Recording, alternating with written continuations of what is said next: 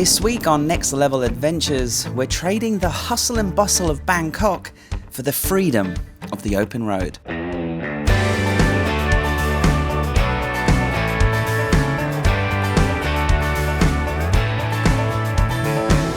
Just me and my good friend Adam, and of course our motorbikes.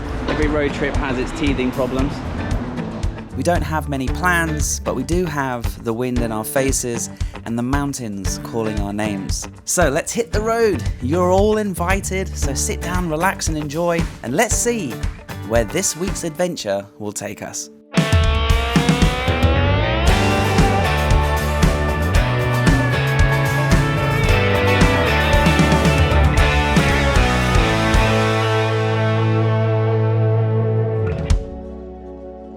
Since me and Adam live on different sides of Bangkok, it was much easier to meet just outside of the city, and we chose this location.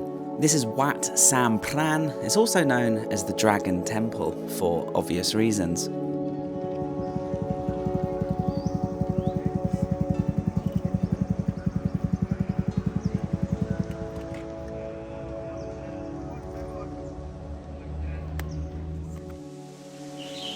Bonjour.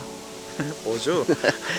Welcome to the beginning of what is hopefully a really nice couple of days. Getting out of the Bangkok city life, getting into the mountains, jumping into waterfalls.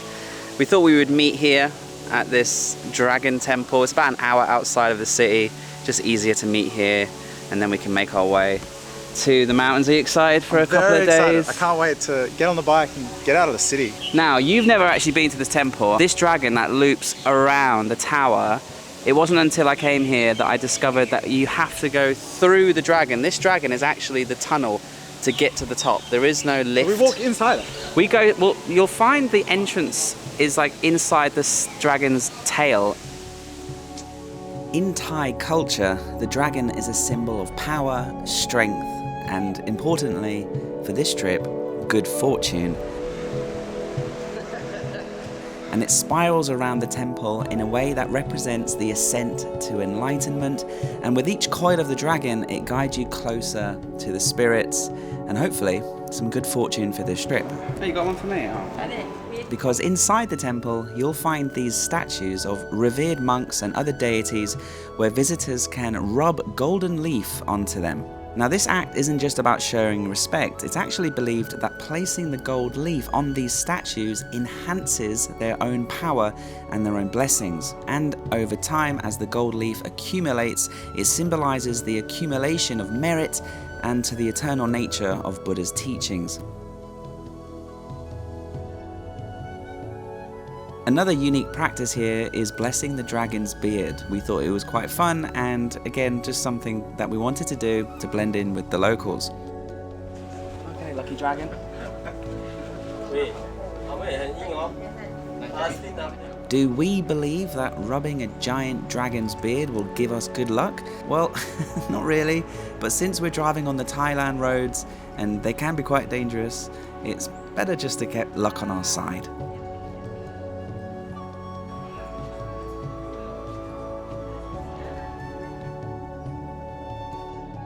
And this temple gave us a great opportunity to look out towards the mountains of Kanchanaburi where we were headed. So we got on our bikes and it was time to start heading west towards the mountains and the rivers of Kanchanaburi. But of course, in any road trip fashion, things always seem to get off to a bumpy start.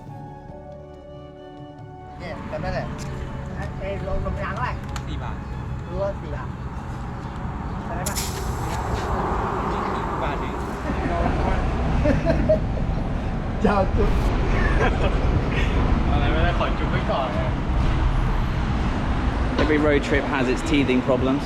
The joke is, how many people does it take to pump up a tyre? Adam works on his bike a lot, and I think it was simply just sat at his house for too long because an hour into the drive, both the front and the back tyre had gone quite flat. We were worried that there might be punctures, but with the help of the locals and pumping the tyres back up to their proper pressure, we just decided to crack on and hope that there wasn't any punctures and just to keep going. If there were any big problems with the tyres, we would quickly find out.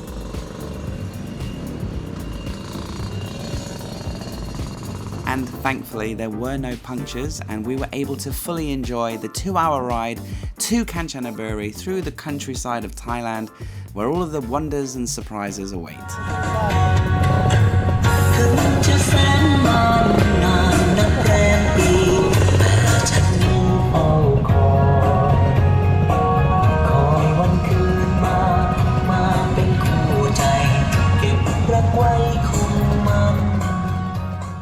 And when we arrived at Kanchanaburi, there was only one place I could show Adam first. He's never been to Kanchanaburi, so I couldn't take him here without showing him the famous bridge over the River Kwai. It is a gorgeous spot, and I know a very nice restaurant. This little floating restaurant here, right next to the bridge, does delicious Thai food and seafood, and a perfect place for me and Adam to get some lunch after our long morning's drive through the traffic of Bangkok, out into the countryside, and finally here at the picturesque riverside of Kanchanaburi and the bridge over the River Kwai. It is like a lot, but I've never had it like that.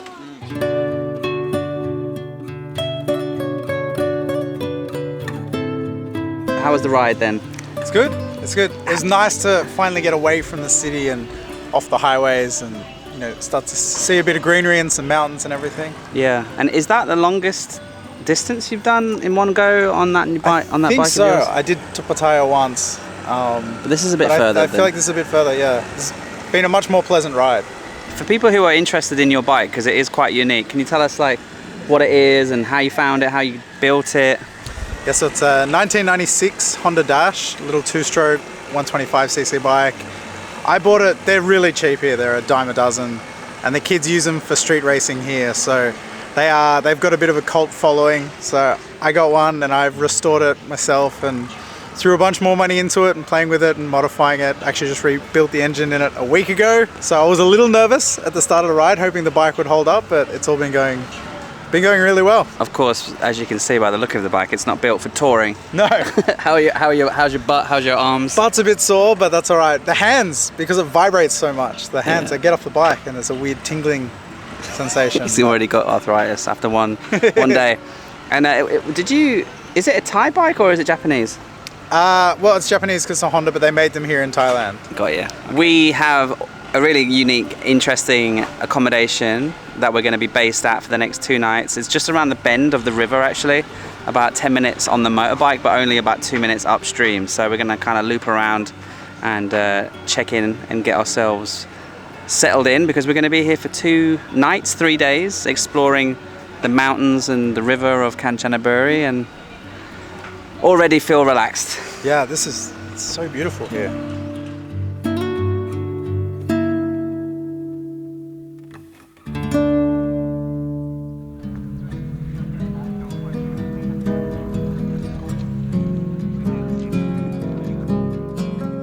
Now, this beautiful metal bridge is often mistaken as the famous bridge over the River Kwai.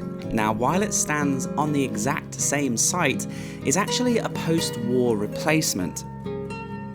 The original bridge was mainly made of wood and built by the Allied prisoners of war during World War II under extremely harsh conditions, and that bridge was mostly destroyed back in 1945, and what remains today is a symbol of resilience and remembrance, connecting the past with the present. Trains still cross the bridge every day on the original Death Railway Pass, and as cool as it is to be able to walk along this beautiful bridge, it is a sobering reminder of this area of Thailand's dark history. If you'd like to learn more about this bridge and the entire Death Railway in Kanchanaburi, I'll link a video that I made in the description. It goes into a lot more detail of the history of not just this bridge, but this entire region and its connection with the war. Very important story, and I put a lot of time and effort into that video. So if you do want to learn more, click the link in the description after you've watched this video. And just a stone's throw from the bridge, just a bit further upstream, was our accommodation. And believe it or not, this brown wooden cabin that's floating on the river here amongst the mountains and the jungles is where we're staying. This cabin can sleep 6 people, but me and Adam will have it all to ourselves. Let's check in and I'll give you a quick tour of our base for the next few days.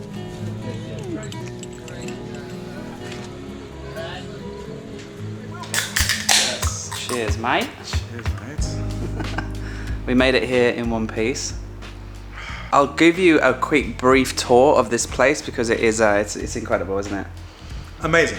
We didn't really expect it to be as nice as it is. The pictures do not do it justice, and so I hope our little B-roll quick tour will do it justice. I'm sure you'll see more of this place as we hang out here over the coming days, but just imagine it being like a bamboo wooden cabin floating on the river, and it's just very peaceful, very quiet outside. There's birds singing.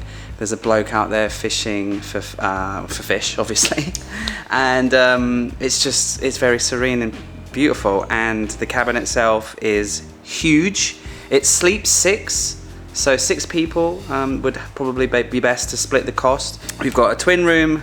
We've got Adam's room, which has beautiful views of the river. It's like a corner suite, absolutely amazing and beautiful ensuite. The living room and the kitchen is beautiful, huge island with all the kitchen needs like hobs and a fridge and a microwave. If you did want to do some cooking here, you could, but I'm sure they do great food here. It is inclusive of dinner, breakfast, and a boat trip. They also throw in fishing rod, hooks, bait, and all that kind of thing as well. So it's not just you're paying for accommodation, you're paying for the experience and the service, food, drinks, boat trip, all inclusive of the price per night. Outside of the main area is a big sort of veranda area and a gorgeous, comfortable hammock to enjoy the view. Not a bad way to spend a Monday. The first thing we did when we got here is jump in the shower because we were a bit sweaty and hot, and we had a quick tour of the place. We met the owner and the staff who are going to be helping us later as well. They're going to cook us dinner, so even though we kind of just ate, so we've asked them to delay dinner till about 9 p.m. or 8. They even have a massage chair, one of those fancy massage chairs that gives you a beautiful massage, very needed on a bumpy day's ride coming here from Bangkok on a little motorbike. You've got to try this thing, dude. It's incredible. Oh, so good. I didn't expect it to be that noisy. Have you got it? That's me making all that noise.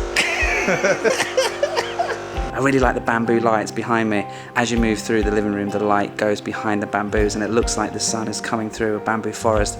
Really nice effect.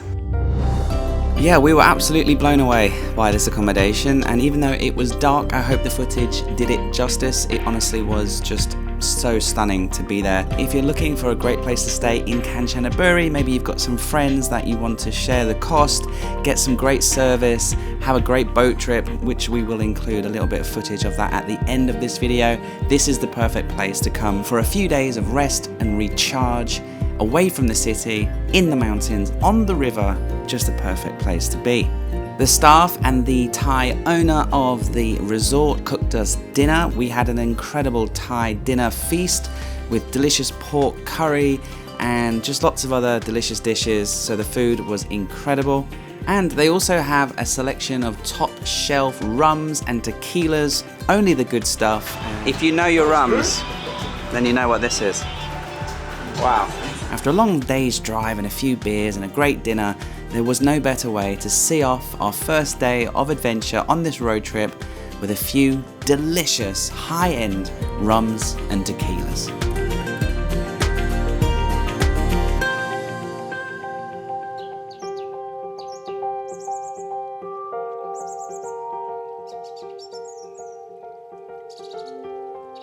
One of the many highlights of staying at the Parrot Inn is the mornings. So if you do stay here, make sure you wake up early. Keep your curtains open and let the sun wake you up and get up for sunrise. Watch the birds flying, some of the fish hunting for the dragonflies, and it's just a great place to sit, chill, relax, and enjoy a bit of countryside atmosphere. We had a huge day ahead of us of driving, exploring, and having adventures, so we needed a hearty breakfast.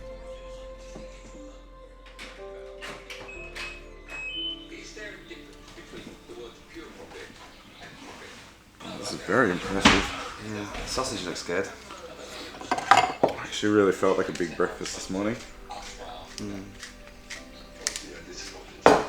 You're super into the football, right? Mm-hmm. It's awesome that you, like, there's so much, I guess, like, coverage and media and stuff. Like, I'm really into motocross racing, but it's such a niche sport that there is always content I can consume, but there's nowhere near as much. So after that sunrise, lazy morning and delicious breakfast, it was time to get our shit together, get on the bikes and start our adventure. In typical road trip style, something started to go wrong. Thankfully, not with my bike, but with Adam's. I'll probably need to get fuel as well at some point. Yeah, cool.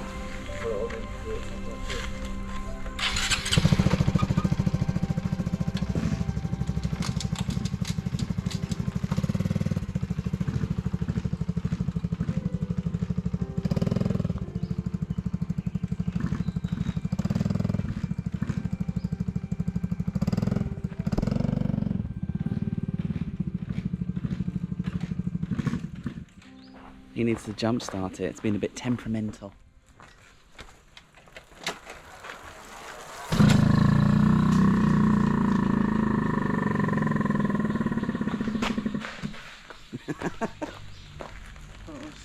Try again.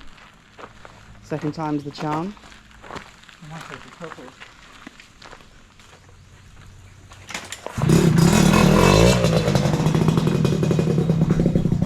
We're in business. Kanchanaburi is a huge and incredibly beautiful province, and it would take us at least 3 weeks to do it justice, and yet we were only here for 3 days.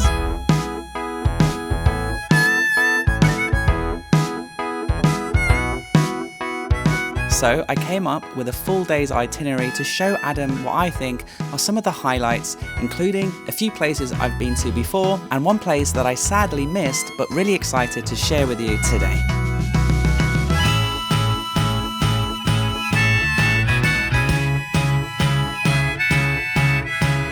Now, because this province is very large, it takes quite a long time to get from place to place, especially on small motorbikes. So we drove for about an hour and a half through the countryside into the mountains in search of our first location, and a place that I've never visited before on this channel.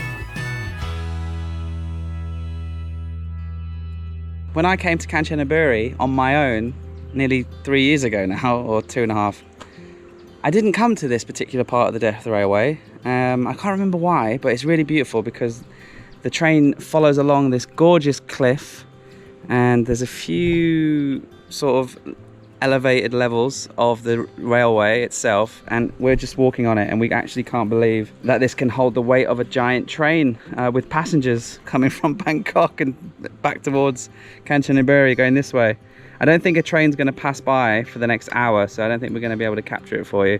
But if I can find some good footage somewhere, I'll try and show you now. But at least a photograph I can see online. This is a really impressive part, and it's a good spot to take pictures. Beautiful mountains in the distance, and the Death Railway Museum is a bit further up. I don't think we're going to have time to visit on this particular trip, but I'm glad to finally come and visit the Cliff Bridge section of the railway, even if it is proper dodgy.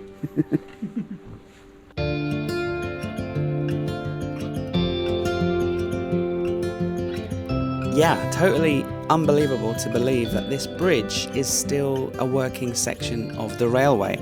And there was a sign that taught us a little bit of history of this particular section of the railway, and it was pretty grim to read.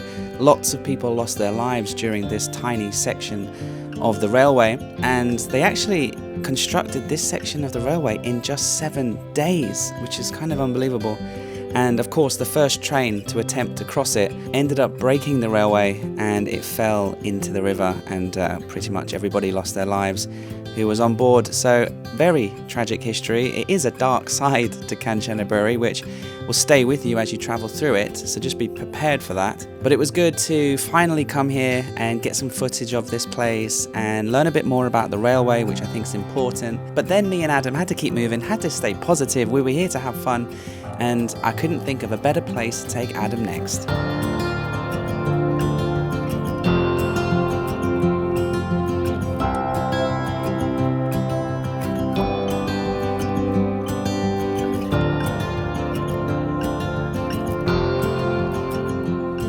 This is Erawan National Park, home to Erawan Waterfalls, probably the most beautiful waterfall in Thailand.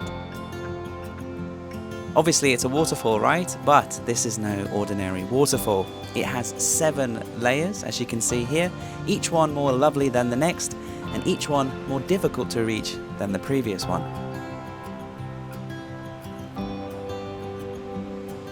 To reach the furthest level, and the one that's highest up into the jungle, it will be a 3-kilometer return hike. And as we walked past each level, we stopped to enjoy the views, soak in the atmosphere, but to keep pushing on level by level, knowing that when we get to the top, we'll be sweaty, we'll be tired, but the journey would have been worth it, and we could finally jump in at the highest level, and then on our way back down, we could revisit and swim in the levels that we thought were the nicest of the 7. Not bad. Not bad at all. This one's level 3. This one is unbelievably beautiful.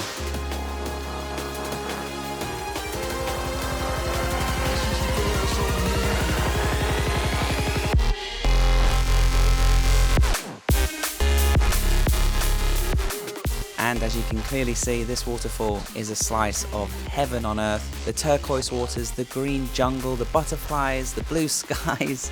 The water's cold, by the way, which is just what you need after a sweaty hike. You will need some level of stamina and fitness to reach at least past level 3, but you'll definitely need your hiking boots and a strong pair of legs and lungs to reach the 7th. But when we finally made it up there, it was all worth it.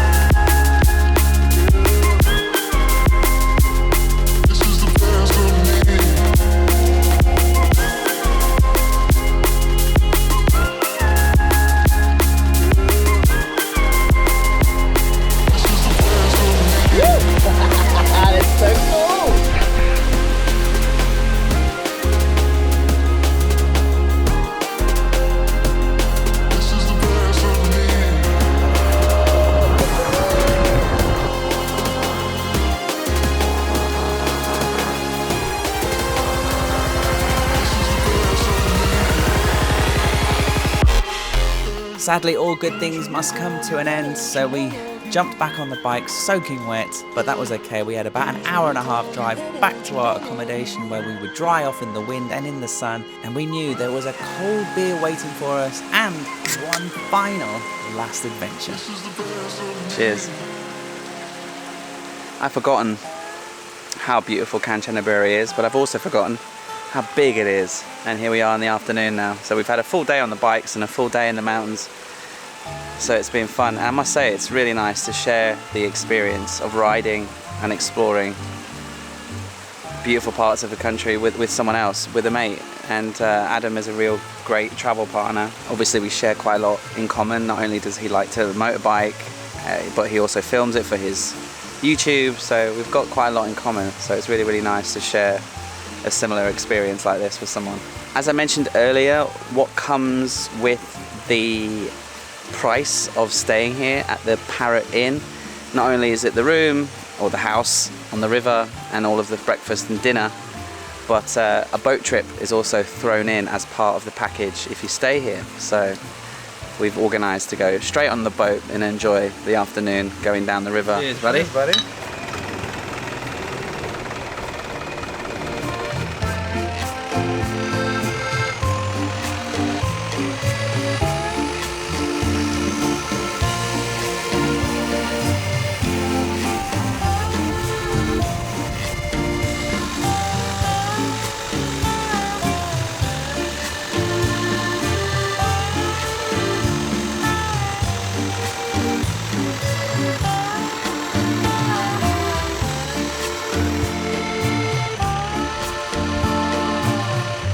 We have to say, both Adam and I, that this was our favourite activity of the entire trip.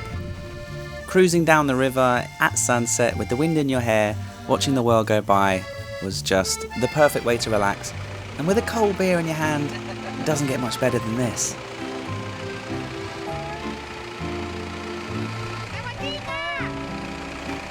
It lasted about an hour, and we went about 10 kilometers upstream, turned around, came back, Sometimes we would absolutely floor it, and other times we would just cruise along looking at the birds. It really was fabulous. I want to thank you for watching. I hope you've enjoyed this video. I hope I've shed a little bit of light on Kanchanaburi.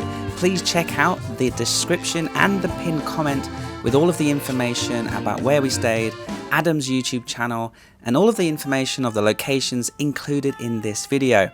It's been a pleasure to get back on Zelda and get back into the provinces, and if you'd like me to continue to make videos like this, please hit the like button before you leave and subscribe if you're new, and I'll see you very soon.